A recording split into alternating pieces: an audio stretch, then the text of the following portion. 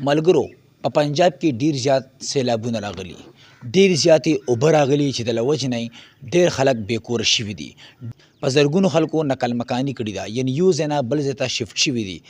ډیر زیات نقصانونه یې کړي دي. ملګرو څنګه تاسو پته را چې په خیبر پښتونخوا کې په بونیر کې او په سوات کې ډیر زیات سیلابونه راغلي چې د له وجې نه ډیر زیات خلک ترې متاثر شوي دي. یو کس په کور کې پاتې دی او باقي ټوله فیملي چې کوم دی نو هغه وړي وه او ډیر خلک پکې شهیدان شوي، زیاتره خلک پکې زخمیان شوي.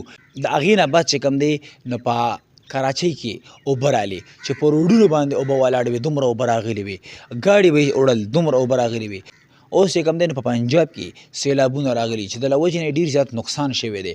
د انډیا سره چې څومره هم بارډرز ایریا دي نو هغه چې کوم دی نو نن سبا پکې ډېر زیاتې اوبه ولاړې دي.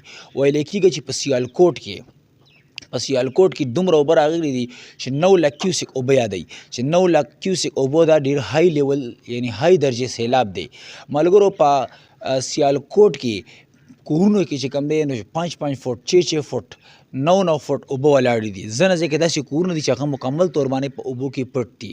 په پنجاب کې چې کوم ګردواره وه یعنې د سکانو عبادت ځای هغه هم چې کوم دی نو په اوبو کې پټ دی، هلته هم ډېرې زیاتې اوبه راغلي دي.